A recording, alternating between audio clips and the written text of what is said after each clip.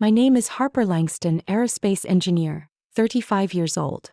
That evening, inside the glowing banquet hall of the Waldorf Astoria Hotel, my father stood on stage, raising a commemorative trophy for 40 years of service. His voice echoed among hundreds of distinguished guests.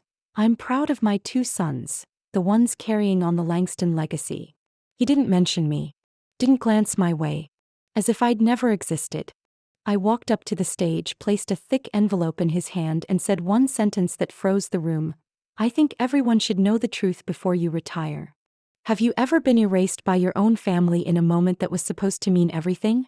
So leave a comment below, hit like and subscribe. My story didn't end there. I grew up in Charleston, South Carolina, in a 3-story red brick house that lined up perfectly with the neighbors, from trimmed lawns to polite morning greetings. My family wasn't the type to hug in the kitchen or leave cookies out on the counter. We were a military family. Orders were given and followed. Emotions were things to suppress, hide, or better yet, not have at all. My father, William Langston, a former Air Force commander, had eyes sharp as razors and a voice that could silence a whole room. He believed in discipline, honor, and the tradition of men succeeding men. My two brothers, Logan and Travis, were groomed to walk that exact path from the time they could stand. One became an Army officer, the other attended the Naval Academy. They were trained to be heroes in uniform. And I was just Harper, the girl with a ponytail, hands covered in engine grease, always cluttering up the garage with what most people thought was junk. I loved taking things apart to see how they worked. Once I salvaged an old engine from a neighbor's broken lawnmower. I hauled it into the backyard and spent 2 weeks attaching it to an old toy car. When I finally got it to run, I raced into the house and dragged my father outside, like a child desperate for praise. He stood there for less than 10 seconds, glanced at the misshapen metal frame and said, "What's this supposed to do? You planning to be a junkyard engineer?" Then he turned and walked away. I didn't cry. I learned early that tears had no place in our house. My mother, Eleanor, had once been an aerospace engineer at NASA. There was a framed photo of her standing next to a shuttle model in what used to be her home office, now my father's filing room. She never spoke much about that past. All I knew was that she had worked on the guidance system of the Explorer 4 spacecraft. But after marrying my father, she left her job, had kids, and quietly disappeared into the shadows of being a good wife. I once asked her why she gave it all up. She looked at me for a long time, then softly said, "When a man refuses to share the light, a woman learns to live in the shade. At least, to survive." That answer stayed with me for years like a scratch that never healed. I didn't want to live in the shade. I wanted to see everything, to rise, to reach for limits my father said weren't meant for girls. When I told him I wanted to apply to MIT, he laughed. Not an encouraging laugh, but the kind that said I was building rockets out of straws. "MIT, huh? Maybe finish high school algebra first, Harper," he said. "Then dream all you want." I stayed silent, but I didn't forget. I spent my entire senior year studying from morning until late night, working weekends at a local repair shop to save up for test fees.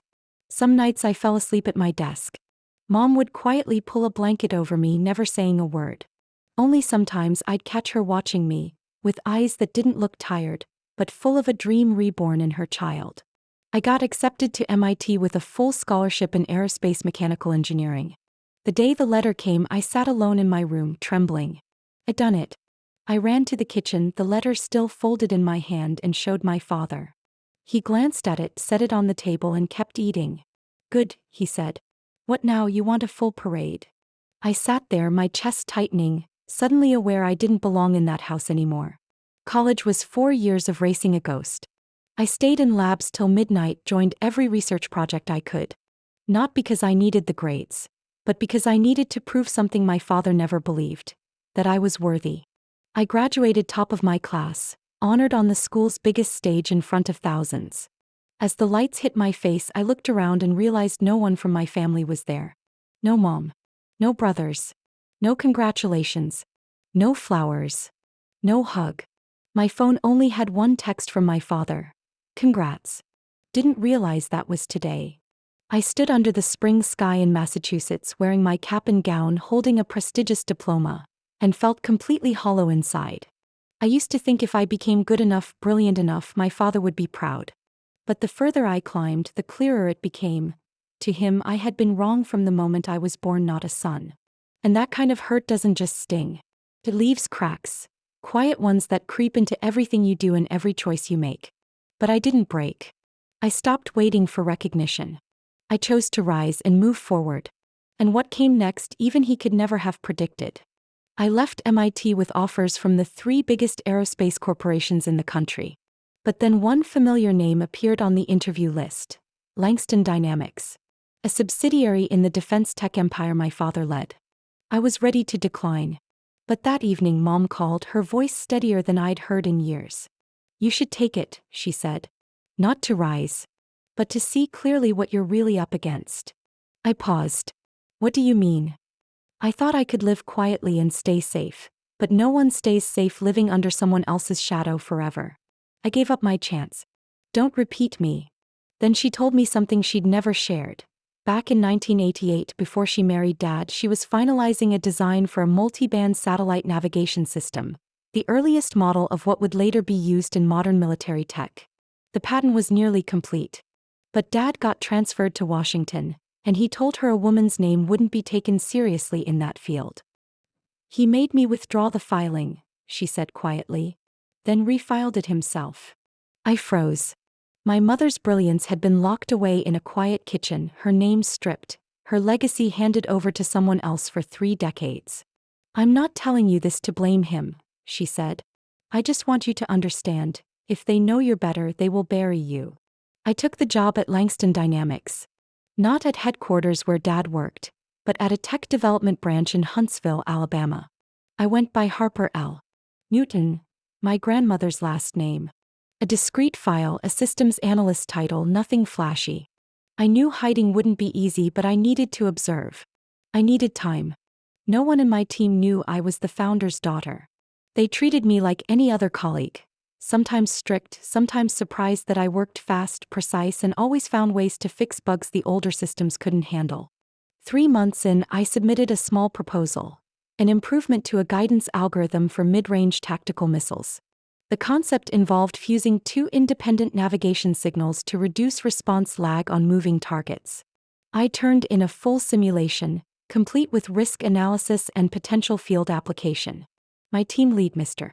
Kellen Brower, a veteran engineer, reviewed it for 2 days before giving me a short answer: "Too complex for our current budget." I wasn't surprised, but at least I'd tried. I returned to my main tasks, quietly supporting other people's projects, until something happened that made silence impossible. 3 weeks later, I attended a high-level internal meeting. Reps from Langston Corp's headquarters presented a draft of a new program called Orion Pathway, a missile navigation system using layered algorithms to shorten targeting delays in disrupted environments. I looked up at the screen, my heart pounding. The algorithm model, the signal routing method, the response speed. Everything was exactly like the proposal I had written. The presenter was a salt-and-pepper-haired man, a senior advisor from headquarters. But at the end of the slide, the credited author's name appeared: William Langston. I sat frozen. After the meeting, I quickly left the room like someone who had just received a death notice. I didn't call anyone, didn't write any emails. I drove home, opened my laptop, and pulled out all my documents. I compared every item, every line of simulation, every data table. The only difference was the language. The essence matched down to every detail. I called my mother. "You guessed it," she said after a few seconds of silence. "You're not the first person in this family to be overshadowed so someone else can shine." I closed my eyes. "So what do I do now?"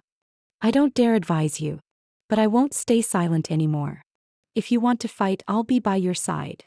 I printed copies of the proposal, stamped the submission date, and organized all old emails in the internal system as evidence.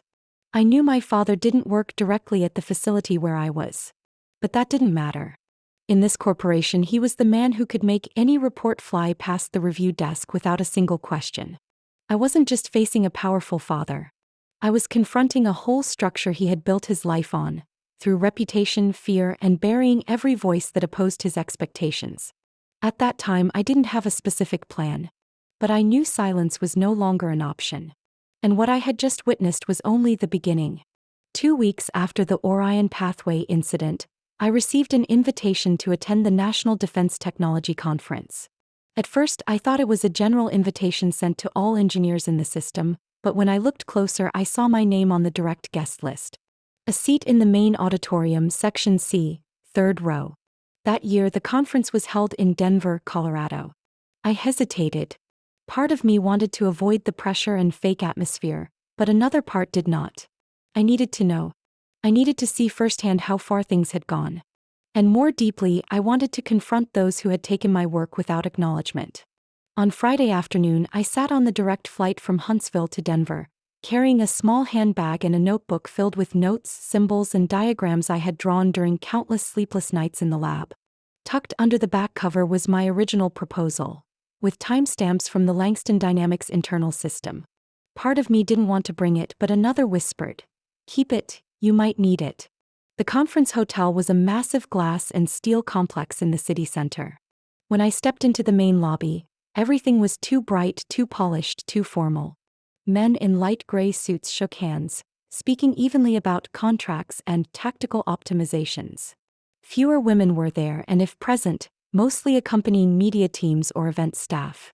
I entered the auditorium at 8 a.m. the next morning, right at opening time.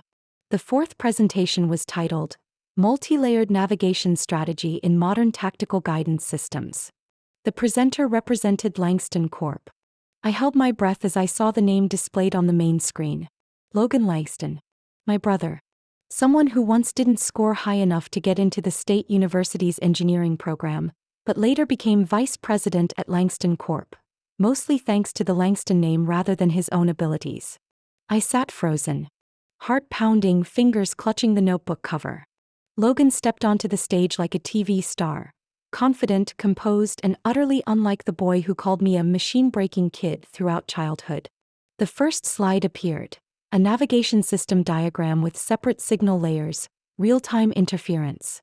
I had drawn that diagram. I remembered every detail, having spent nearly 2 months testing its simulation. Logan began speaking, his voice clear and smooth. He explained each algorithm as if it were his own creation, occasionally glancing at notes, sometimes pausing to listen to applause. I felt suffocated. Every word he spoke, every chart he displayed, was a fragment of my memories stripped from my hands, polished, and presented as someone else's achievement. When the presentation ended, the moderator asked, "Any questions for the speaker?" I raised my hand. Without hesitation. The host nodded. I stood and spoke into the mic. "I'm Harper Newton, systems engineer at Langston Dynamics. I have a question about the signal layering structure in the model you just presented. Based on slide 6, could you clarify the integration of the secondary signal stream into the main structure? Because according to my initial analysis, that part remains unstable without a feedback verification module." Logan paused briefly. For a split second, I saw him look directly at me. Then he smiled, voice steady as before. "We refined that part during testing. Thank you for the theoretical question." I opened my mouth to continue, but the microphone suddenly cut off. I tapped the mic lightly, no sound. The moderator hurriedly interrupted. "We must end the QA here due to time constraints. Thank you all." Applause broke out. I stood there feeling frozen under too many bright lights. After the presentation, I left the room without a word. No one followed. No one asked anything. That night, I received a text. The sender's name was clear: Father. The message contained just one line: "Those who know when to stay silent will be invited to the table." I stared at those words as if they were a mark he had stamped on my life long ago. Short, cold, full of control. I didn't reply. I didn't throw my phone. I didn't scream. But I cried. For the first time in years, I let tears fall, not from sadness but from anger. Angry that I had believed, angry that I had hoped, angry that I still wanted recognition even knowing I'd never get it. That night I couldn't sleep. I turned on the light, flipped through every note, every stored email, every photo of documents. I gathered everything.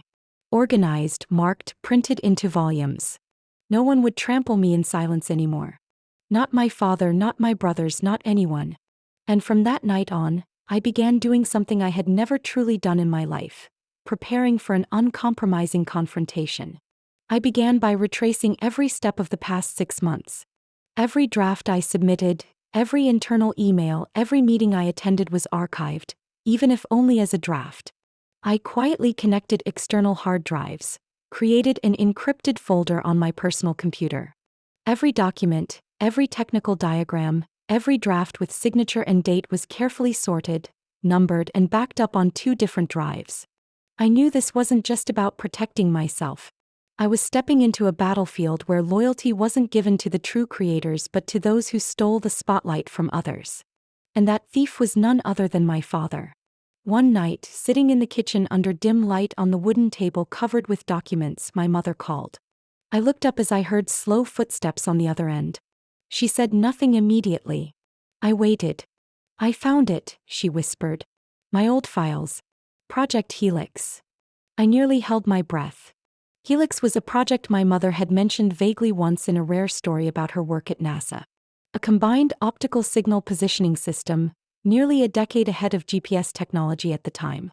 After marrying my father, all the documents disappeared and her name was erased from the patent records. "Where do you keep it?" I asked. "In an iron box in the basement, behind the old wine cabinet." She paused for a moment. "And I need you to take it to meet Mr. Simmons." I knew Mr.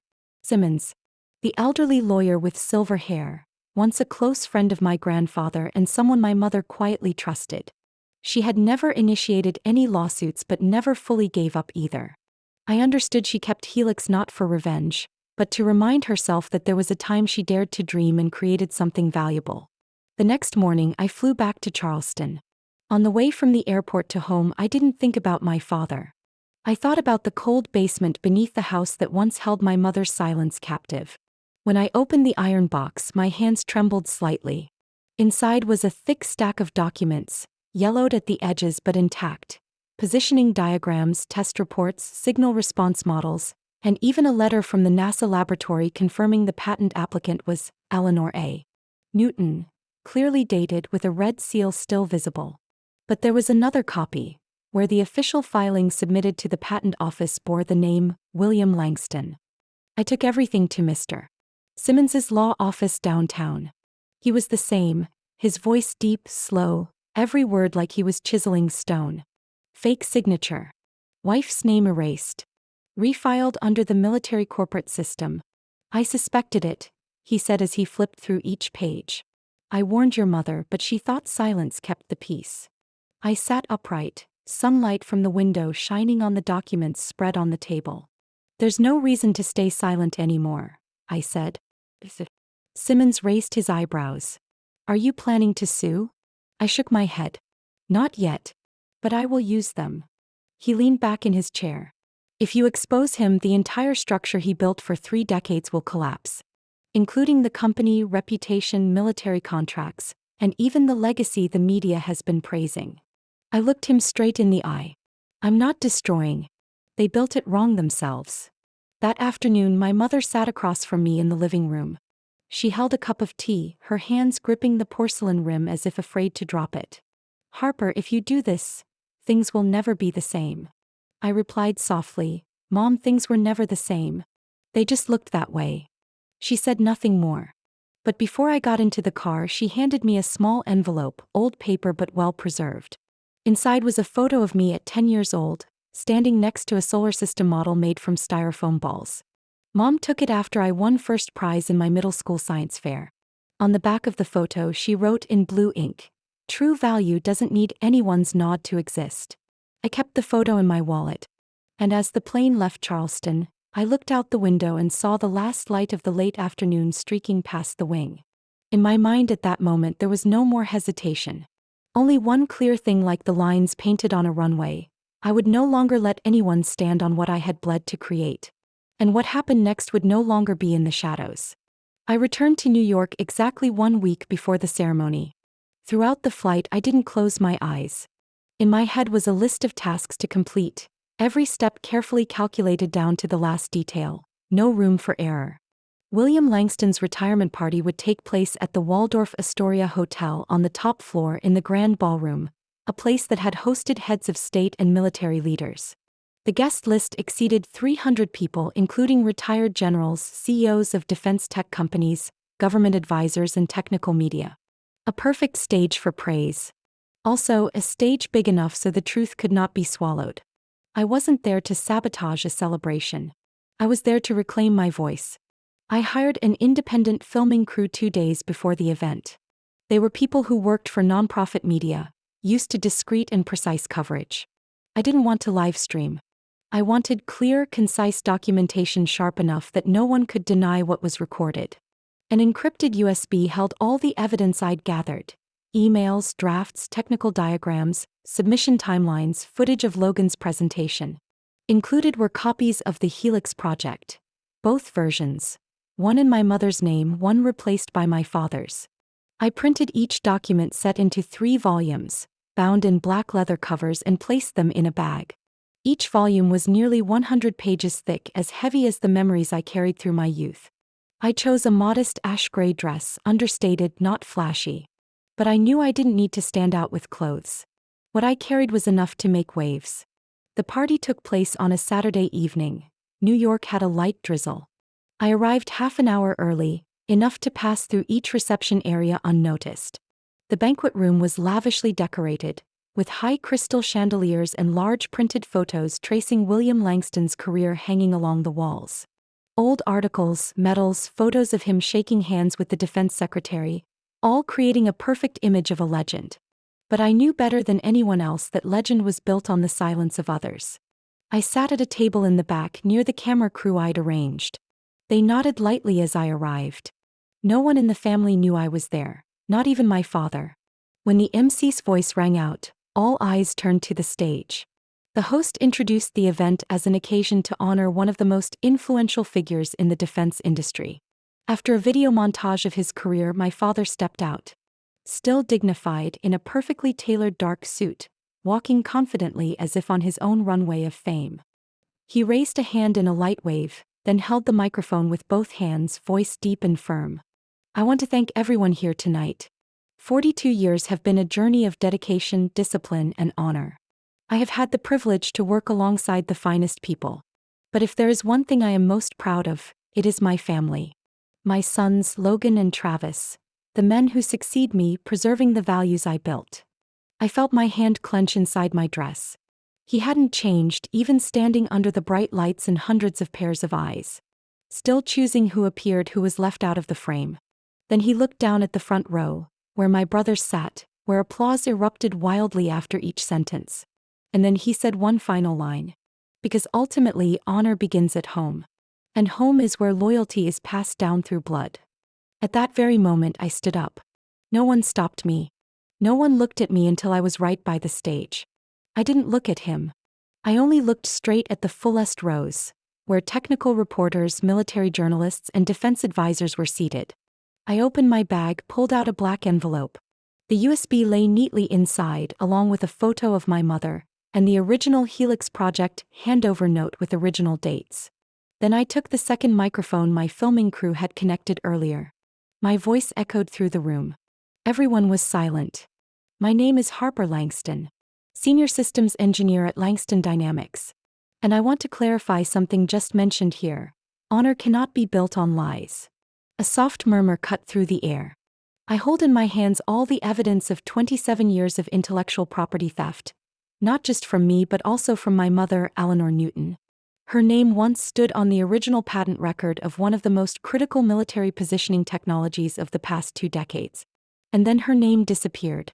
Just like mine, when my work was presented but credited to someone else. I turned toward my father, his eyes still fixed on me, but something slipped from his usual calm expression. I'm not here to claim credit.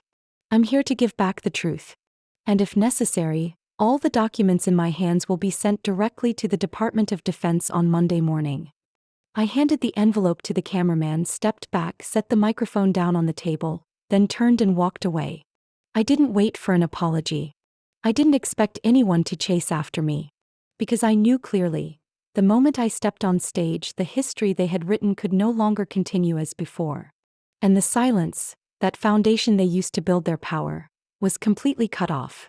The next morning, as I stepped into the technical hallway of the JPL New York office, my phone started buzzing nonstop.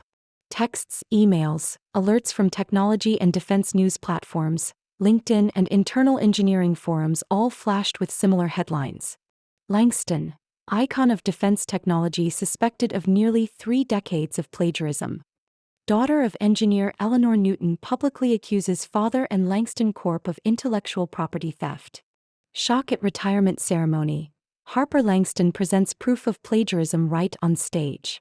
I sat down, opened my laptop, and within seconds realized that everything had gone beyond a personal scale. The video recorded that night, from the moment I stepped on stage to when I set the microphone down and left, had spread like wildfire.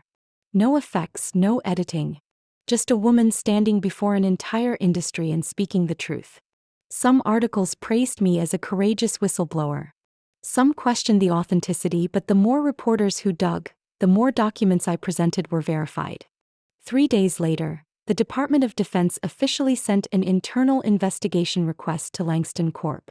All military contracts in the signing phase were put on hold. The United States Patent and Trademark Office reopened the Helix project files and confirmed there were 2 filings submitted around the same time. One by Eleanor Newton, whose name was manually crossed out in archived records, and another approved under William Langston's name filed 2 days later. Langston Corp's stock plummeted nearly 17% in just 48 hours. A series of investors demanded financial transparency and patent history. One of their chief technical officers was suspended for involvement in approvals lacking source documentation. My father remained silent. No statements, no press conferences. All information from his side came through legal assistance. I heard from an old acquaintance inside the company that in an emergency board meeting, my father sat quietly at the end of the table. He neither defended nor denied. When asked about the Helix project, he said only one sentence.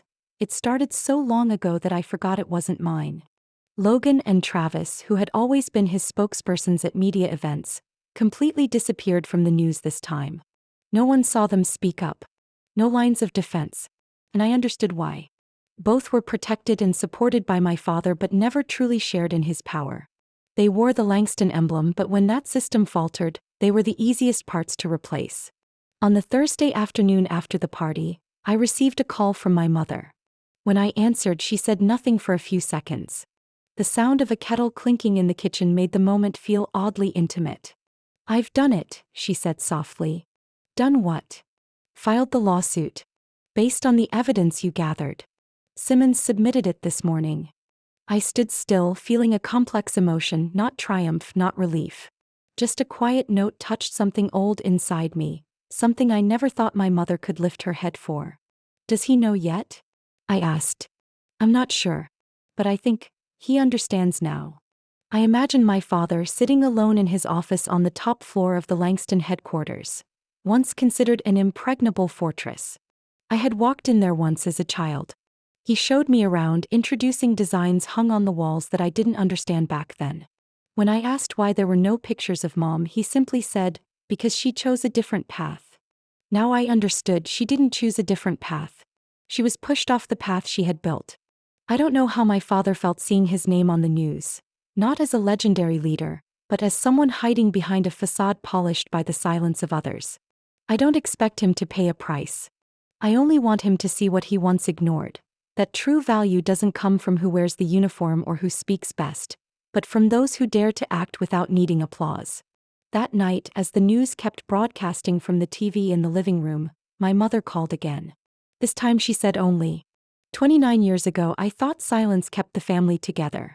Now I see. That's how I lost the family fastest." I replied without hesitation, "We didn't lose it, Mom. We just started rebuilding, from the truth." 3 weeks after the story went viral, I received an email from the National STEM Conference organizers. They invited me to be the keynote speaker at the opening session in Washington, D.C., with the theme, Redefining Leadership in Science and Engineering. I read it 3 times, then sat silently before the screen. For over a decade, I had attended countless seminars and forums, but always standing behind the scenes, writing the technical parts, sitting on the sidelines. Now I was the one invited into the spotlight. I called my mother. She answered on the second ring. I simply said, "They invited me to speak." On the other end, I heard her take a deep breath. "Harper," she said, "do you know the last time I stood before an audience?"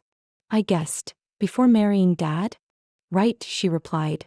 "And after that I thought I would never go back. But now it's your time. Not to replace me, but to write your own voice." I spent the next week writing the speech. Not a technical presentation, not algorithms or reaction data, but a story. A story no longer confined to the lab, no longer trapped in internal emails, no longer the echo in my head during sleepless nights. I told of the machine-obsessed child called a troublemaker, the valedictorian daughter left out on the day of honor, the engineer whose work was stolen and whose name was never mentioned. I stood on the big stage at the conference, looking down at hundreds of faces.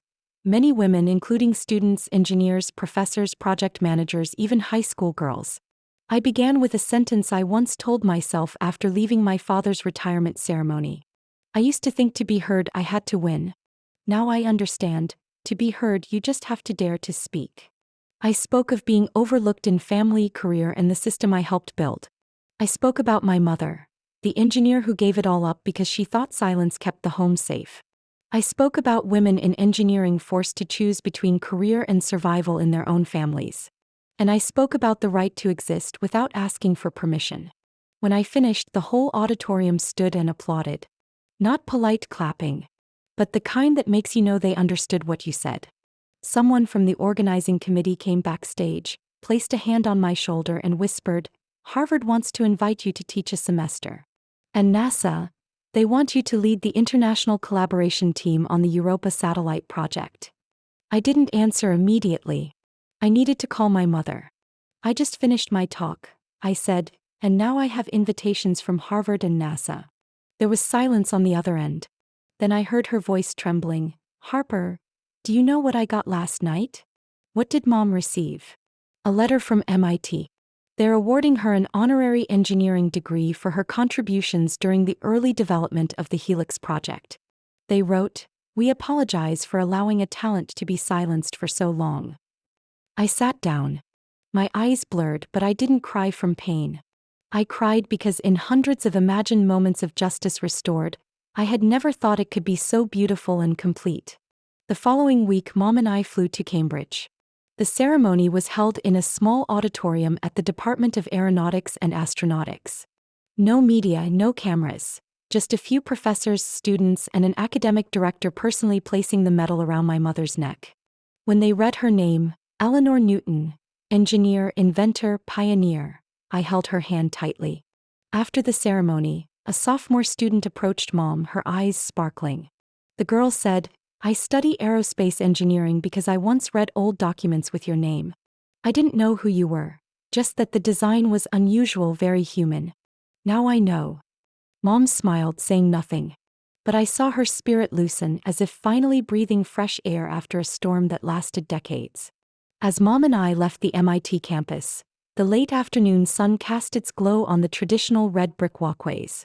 I looked at her. She was quiet, but her gaze was distant, gentle, and steady. Like she had just set down a burden no one saw but always existed. And I realized then that I was no longer alone. This story was no longer just mine. It had touched others. And for every woman once forgotten, once pushed out of her own work, the light had finally returned. I found that envelope in the mailbox one Saturday morning in early May. No postmark. No sender name. Just an ivory envelope, thick paper, corners slightly curled as if held tightly in someone's hand for a while before being dropped in. I stood right outside my apartment door, not rushing to open it. There was something familiar in the italicized handwriting of my name. Unpolished, not trying to hide emotion but not friendly either. The kind of writing belonging to someone who once held all the power, now sending something uncertain. I stepped into the kitchen, placed the envelope on the table, made a cup of coffee, then sat down and gently slit the flap. Inside was a small photo 4 by 6 inches, faded in an old style. I recognized the scene immediately. A common room at an elementary school in Charleston. Behind it was a blue bulletin board with scribbled handwriting, "Science Fair, 5th grade." In the photo, I stood next to a display table of a satellite model I made myself from toilet paper rolls, thin wire and silver cardboard. My eyes wide open, smiling, pointing at the antenna I'd attached by hand. A piece of earth cut from foam stood out under the fluorescent light. My hair was braided by Mom into 2 pigtails, one strand loose, falling onto my forehead. I remember that day. I thought I'd forgotten, but the memory flooded back, vivid in every detail.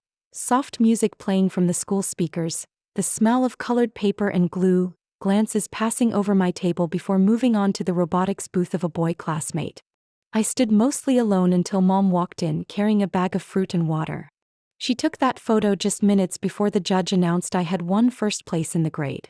I flipped the photo over. Only one short line was handwritten in black ink, the pen strokes a bit shaky but clear. Dad was once very proud. But he was afraid you'd be better than him.